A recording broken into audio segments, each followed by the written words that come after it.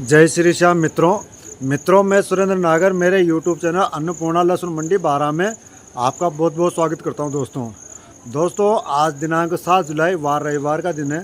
सबसे पहले मैं आपको 12 लहसुन मंडी की स्थिति से अवगत करवा देता हूं। दोस्तों उससे पहले यदि आप लोगों ने अभी तक भी मेरे यूट्यूब चैनल को सब्सक्राइब नहीं किया है तो कृपया चैनल को सब्सक्राइब जरूर करें मित्रों, और साथ में बेल आइकन के बटन को ऑन कर लें ताकि आपको 12 लहसुन मंडी से जुड़ी हुई सभी तरह की जानकारी समय पर मिल जाए। मित्रों सबसे पहले हम 12 लहसुन मंडी में लहसुन की स्थिति के बारे में बात करते हैं। तो शनिवार को जो नीलामी हुई थी, मतलब कल शनिवार को जो नीलामी हुई थी, उसमें सत्यम और शिवम टीन शेड दोनों पूरे बिक चुके हैं। सत्यम और शिवम दोनों टीन शेड पूरे बिक चुके हैं और कल सोमवार को टीन शेड नंबर 1 में लगा हुआ लहसुन बिकेगा। संभावना ये है कि कल शायद पूरा लहसुन बिक जाना है सोमवार को। तो जो भी किसान साथी 12 लहसुन मंडी में लहसुन लेकर आना चाहता है वो अपनी तैयारी करके रखें। कल पूरा लहसुन बिकने की पूरी संभावना है और हो सकता है कल शाम को लहसुन के प्रवेश की एंट्री दे दी जाए।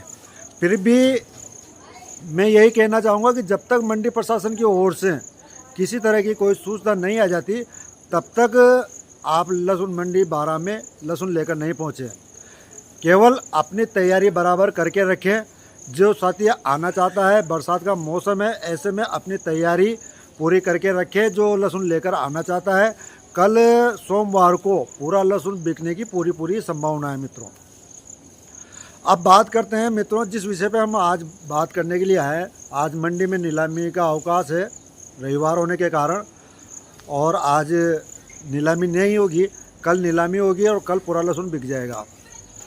आज जिस विषय पे हम चर्चा करने वाले हैं मित्रों वो ये है कि लहसुन में आगे आने वाले समय में, जो आगे समय आ रहा है उसमें ऐसी संभावनाएं बन रही है कि बहुत ही भयंकर तेज़ी आने की पूरी संभावनाएं मुझे नज़र आ रही है। दोस्तों जो मैंने निष्कर्ष निकाले हैं, जो स्टडी मैंने किए है, उस स्टडी से मेरे मेरी जानकारी में आया है कि आगे लहसुन में बहुत बड़ी भयानक तेज़ी आने की पूरी संभावना है। और उसके 4 से 5 कारण भी हैं कि क्यों यह तेज़ी बन सकती है और किस कारण से ये तेज़ी आने की संभावना है। इन सब के बीच में एक हमारे रास्ते में एक बड़ी मुश्किल भी है जो इस तेज़ी को प्रभावित कर सकती है मित्रों।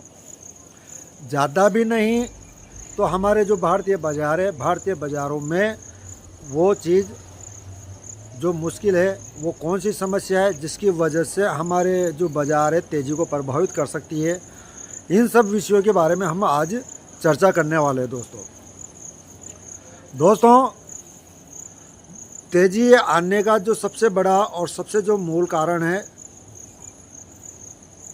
वो 4-5 चीज़ों पर टिका हुआ है, और इन सब के बीच में जो सबसे बड़ी मुश्किल हमारे बीच में आ रही है उसका भी हमें सोच समझकर और डटकर खड़ा रहना होगा ताकि हम इस मुश्किल से पार निकल सकें। वीडियो में एक जो पॉइंट है मैं गौर से आपको समझाने का प्रयास करूंगा। आप गौर से पूरा वीडियो देखें और पूरा गौर से ध्यान से सुनें और उसके बाद में आप निष्कर्ष निकालें मित्रों। सबसे पहला जो कारण है मित्रों तो वो ये है कि हमारे देश में उत्पादन की बहुत ज़्यादा कमी। दूसरा कारण लहसुन में अत्यधिक खराब पोजीशन, लहसुन में अत्यधिक खराब होना। तीसरा कारण जो है विदेशों में भारतीय लहसुन की ज़बरदस्त मांग। चौथा जो विश्व का जो सबसे बड़ा लहसुन का निर्यातक चीन, वहाँ भी लहसुन की उपलब्धता में कमी। और पांचवा कि जो निर्यातक जो चीन है उसके लहसुन की क्वालिटी में बहुत ज़्यादा खराबी होना। इन 4-5 कारणों की वजह से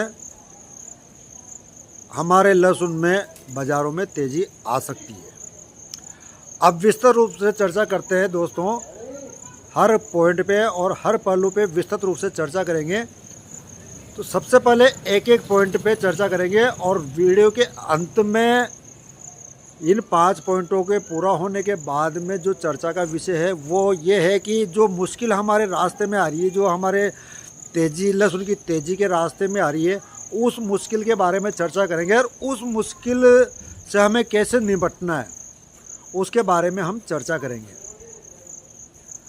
तो सबसे पहले हम चर्चा करते हैं उत्पादन की कमी।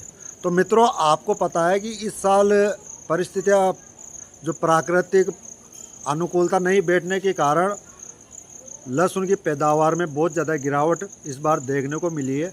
लगभग 30 से 35% गिरावट देखने को मिली है और उसके चलते शुरू से ही इस साल बाज़ार में अच्छी तेज़ी देखने को मिल रही है। लगातार लहसुन के भावों में निरंतर आगे ऊपर की ओर बढ़ता जा रहा है, बाज़ार भावों में तेज़ी देखने को मिल रही है।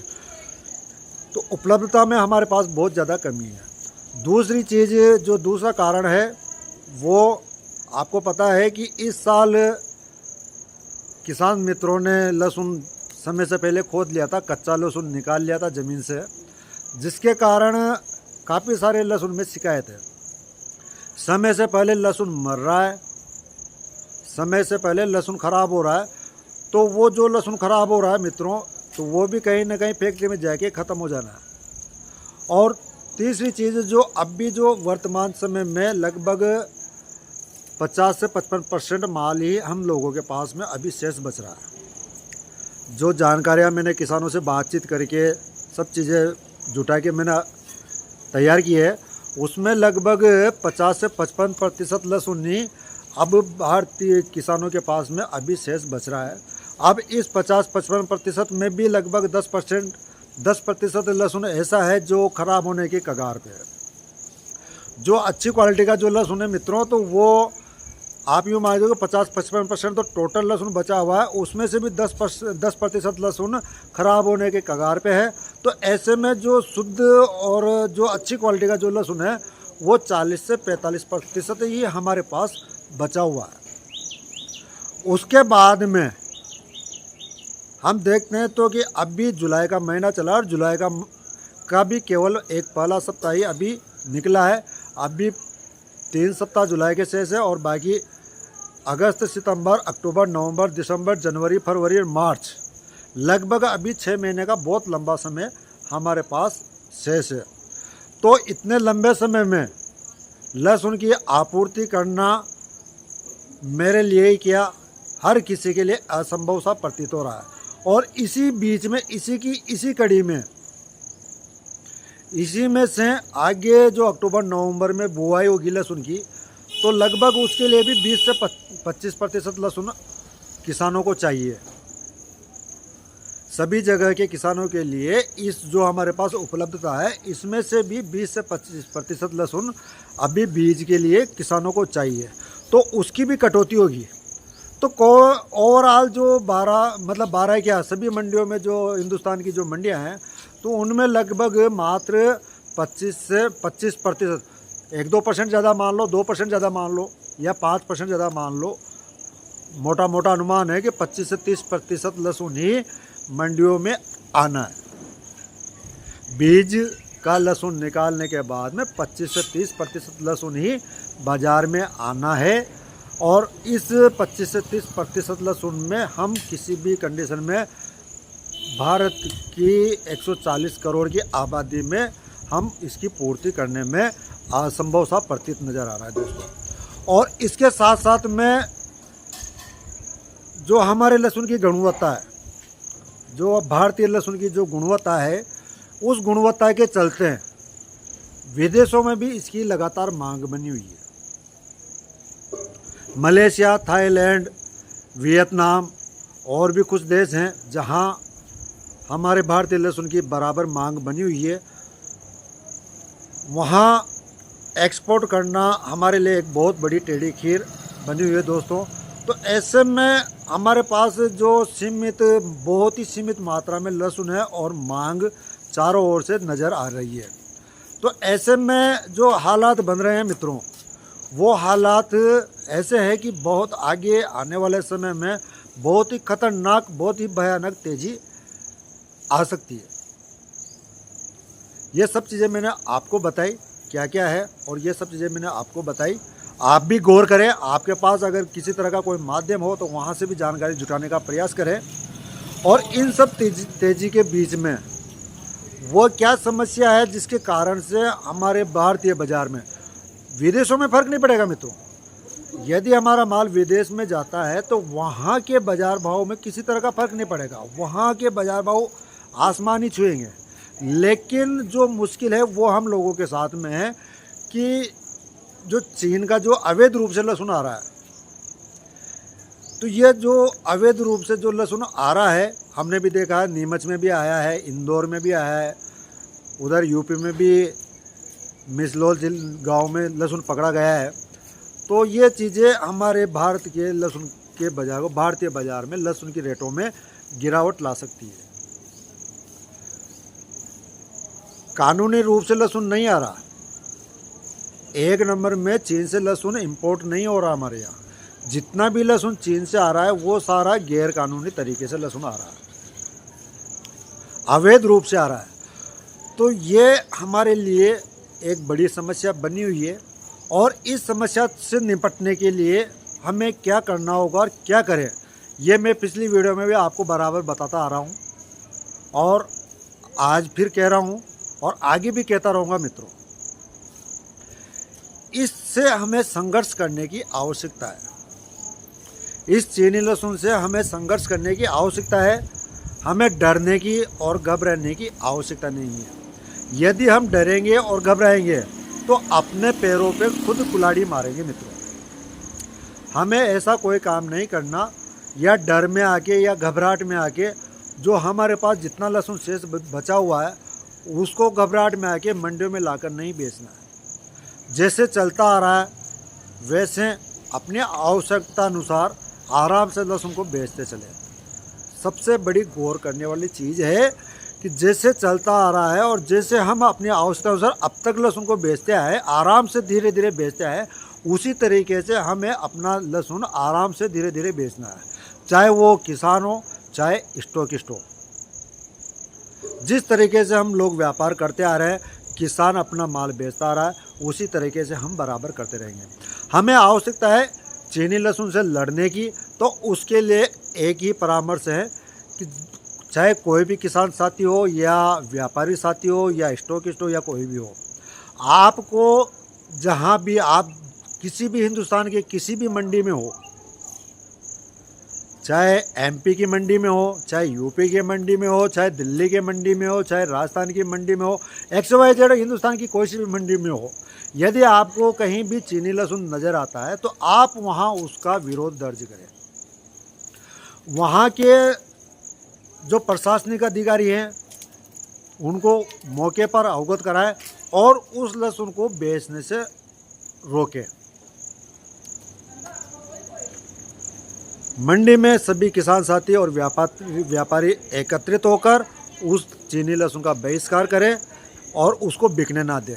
जब यह लहसुन हम सबकी एकजुटता के चलते भारत की मंडियों में नहीं बिकेगा तो उन दलालों की कमर तो स्वतः ही टूट जाएगी। जो दलाल लोग गैर कानूनी तरीके से भारत में लहसुन अवैध रूप से लेकर आ रहे हैं, उनकी कमर तो वैसे ही टूट जाएगी यदि वो लहसुन भारत की मंडियों में नहीं बिकेगा। तो सतर्कता हमारे लिए बहुत ज़्यादा ज़रूरी है। हम इस सतर्कता को बरतते हुए चीनी लहसुन को मात दे सकते हैं। दूसरी चीज़ जो काम हमें करना है इसके लिए वो ये करना है कि ये तो हमारी चौकसी हो गई, उसके अलावा हम सबको पीएमओ माननीय प्रधानमंत्री जी को और माननीय कृषि मंत्री जी को भी हमें ट्वीट करके लगातार ट्वीट करते रहना है। सोशल मीडिया के जरिए हमें लगातार केंद्र सरकार तक इस चीनी लहसुन के विरोध में सूचना भेजनी है ताकि उनके संज्ञान में भी आए, केंद्र सरकार के संज्ञान में भी आए और केंद्र सरकार भी इसके खिलाफ कड़ा रुख अपनाए। जब सरकार और किसानों की ओर से, दोनों ओर से इन दलालों को घेरा जाएगा तो इनकी स्थिति गट्टी के दो पार्ट के बीच में जैसे अनाज पिसता है ना, ऐसी स्थिति हो जाएगी मित्रों। हर किसान की और हर व्यापारी की एक नैतिक जिम्मेदारी समझकर हम लोगों को यह काम करना है। यही सबसे बड़ा रोड़ा जो हमारी राह में अटका हुआ है, यदि यह रोड़ा निकल गया तो मेरा जो अनुमान जो मेरे को नज़र आ रहा है दोस्तों, हम 400 नहीं 500 पार तक भी लहसुन पे जा सकते हैं, क्योंकि हमारे पास उपलब्धता नहीं है। और ऐसे में विदेशी लहसुन की मांग भी बहुत ज़बरदस्त बनी हुई है। विदेशों में अगर हमारा लहसुन जाता है तो वहाँ तो आसमान छुएंगे बाजार, लेकिन ये जो चीन का जो गैर कानूनी लहसुन हमारे भारत में आ रहा है तो ये हमारे बाज़ारों को निश्चित रूप से प्रभावित करेगा दोस्तों।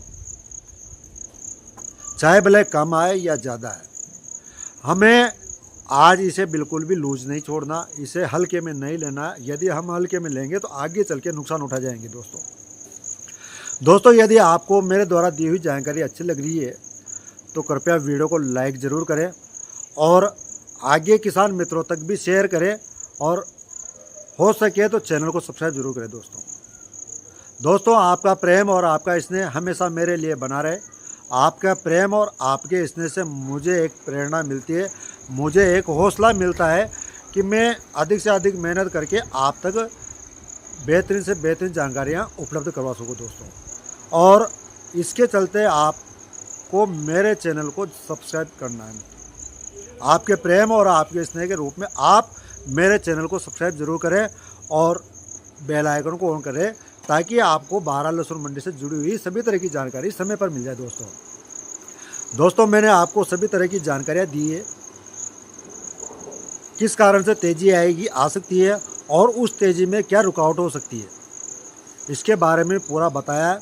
फिर भी आप अपना, मैंने मेरा अनुमान आप लोगों को बताया है, जो मेरे को नज़र आ रहा है, जो स्टडी मैंने की है और उससे जो मेरे को प्रतीत हो रहा है वो चीज़ें मैंने आप लोगों के सामने रख रहा हूँ।